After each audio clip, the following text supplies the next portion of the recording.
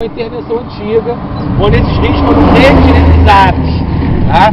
Mas a reutilização não foi acompanhada de canalização, ou seja, você tem um leito, né, correndo sobre o próprio material. Você não tem aqui uma obra de concreto, de engenharia, fazendo um canal cimentado, né? Na verdade, então a gente chama isso aqui de reutilização, que é tornar um traçado sinuoso no formato retilíneo. Bom, em relação às características da água, você já pode perceber que é uma água bem mais limpa do que aquela do Caceribu, né? Isso vai refletir as próprias características dessa bacia hidrográfica, onde você tem muitas nascentes em áreas de preservação, junto à Mata Atlântica. Então você tem aí uma grande número de rios de primeira ordem que descem a serra, encachoeirados, limpos, né?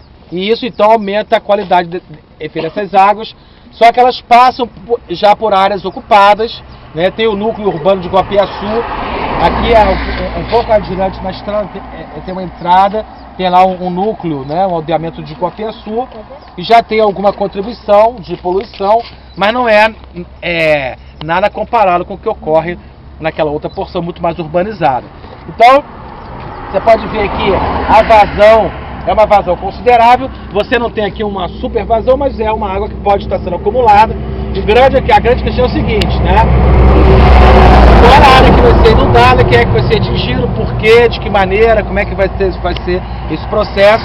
E isso, né, pelo que a GB está relatando, está sendo um processo carregado de contradições, né, que estão priorizando aí o Comperj e outras questões em detrimento da agricultura familiar, já que aqui você tem áreas muito férteis, né? Já estamos no município de Cachoeira de Macacu e são áreas agrícolas, áreas que já são há gerações sendo, enfim, ocupadas pela agricultura familiar, estrutura fundiária de pequenas propriedades, que não tem, digamos assim, poder de defesa em relação a essa situação. Então existe um discurso técnico, né, que indica que essa área é uma área que pode ser utilizada para construção de barragem e num sistema de engenharia de recursos hídricos, né, aumentar e regularizar a disponibilidade hídrica nessa região. Então existem argumentos nesse sentido, né? Agora, o que existe é uma discussão sobre por que isso está sendo feito agora, nesse momento, né? Quem é que vai atender essa demanda de maneira prioritária e por que exatamente aqui que vai ser feita a inundação, já que envolve essa agricultura familiar. Uma grande questão importante que a Secretaria de Ambiente do Estado é a mais interessada da barragem, né, da feição da barragem, a gente é obrigada a fazer o projeto dos impactos ambientais que essa barragem vai. Você vê que é uma grande prioridade, né? O mesmo órgão fazendo as duas que é o mais funções. interessado e fazendo praticando as duas funções. Enfim, isso que a Cíntia colocou é importante ser destacado, porque isso é um grande gargalo na nossa legislação ambiental, né? A nossa legislação ambiental ela funciona mais ou menos quando ela trabalha com a chamada iniciativa privada, né? Então você tem mecanismos de controle, embora você possa ter falhas nesse processo. Mas quando o empreendedor é o Estado, a gente cria situações muito complicadas. Por quê?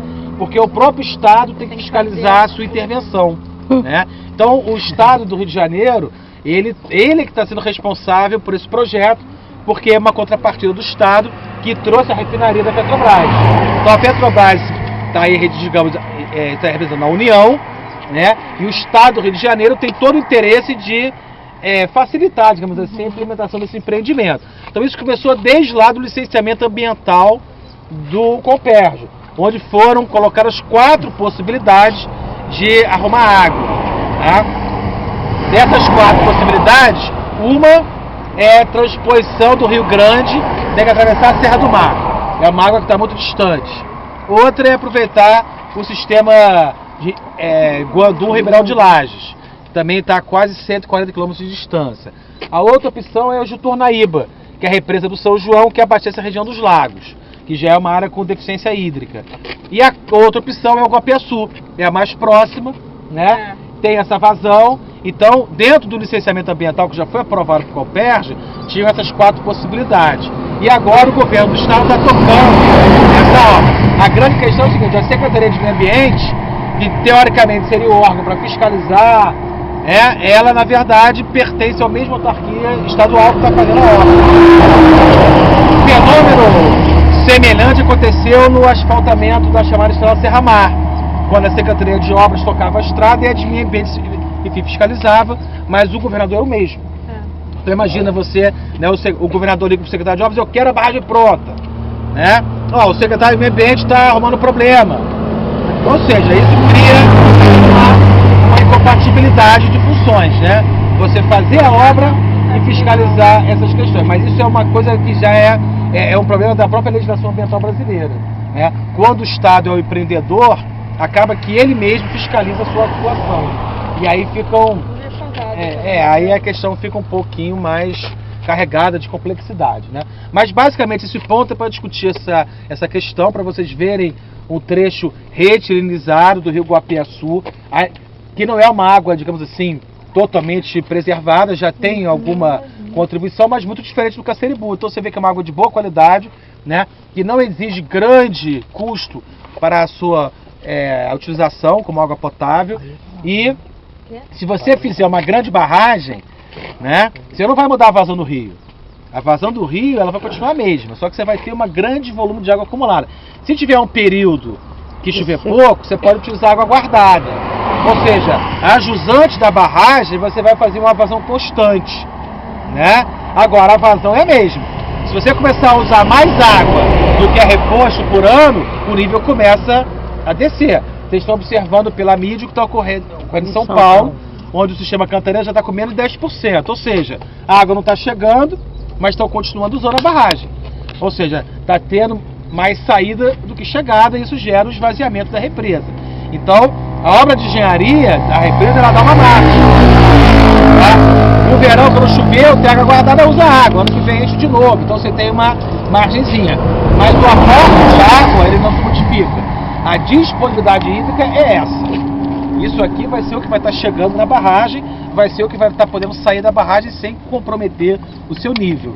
O que a barragem possibilita é acumular a água quando tem muita. Prende essa água, para você não perder ela de maneira desnecessária. E aí você vai liberando aos poucos. Ou seja, daqui para baixo vai ter um sistema chamado de regularização de vazão, que é você manter a vazão regular, sempre constante. Né? Para quê? Para abastecer. Vocês não viram aquela adutora lá? Aquela adutora nova? É para exatamente pegar essa água e levar para o sistema e mudar no Laranjal. A grande questão é, será que não tem interesse da Petrobras também nessa água?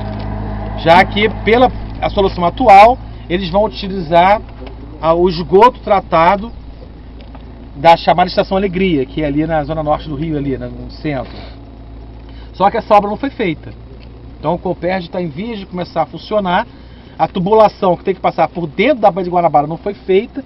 Então como é que você vai utilizar o chamado reuso de água do esgoto do rio se a obra ainda não foi feita? E se antes de fazer isso já estão fazendo uma barragem aqui? Então isso tudo leva, né, aos técnicos da AGB que fizeram o relatório a acreditarem que possivelmente existem aí interesses também da Petrobras em utilizar essa água, mesmo que seja inicialmente de caráter emergencial, enquanto a obra não fica pronta, enquanto não tem outra solução. Aí corre o risco disso virar uma solução perene. Ah, não tem verba, aí não faz a outra obra e aí acaba que inunda essa região daqui para fazer. Ou seja, uma área de vocação agrícola consolidada no município de Matacu, 400 famílias. Tem que sair, já tem um prazo de remoção, está tendo audiência pública, ou seja, a luta está em andamento, né? E aí, infelizmente, o que a gente tem visto no processo histórico de ocupação é geralmente o Estado, o grande capital, os grandes interesses, eles sendo priorizados em relação a essas questões mais sociais. Então, há um possível cenário de você ter aqui muitas famílias desalojadas e já tem chegando no estado do Rio o MAB, que é o Movimento dos Atingidos por Barragens, que seria um movimento, entre parênteses, parecido com o MST e tal, mas específico para essas famílias que foram desalojadas em função de obras de barragem, que é uma solução técnica de engenharia, tem argumentos, né, a favor da disponibilização, racionalização das regiões hídricas. A grande questão é o debate político que está por trás disso. Tá? Então, Agora vamos seguir essa estrada até o Rio Macacu, que é o terceiro canal que a gente vai visitar na nossa marcha. No Rio Macacu nós vamos parar em 2 pontos, que a hora está bem adiantada já. Então nós vamos parar a jusante da cidade e a montante. O ponto do centro a gente observa atravessando a estrada.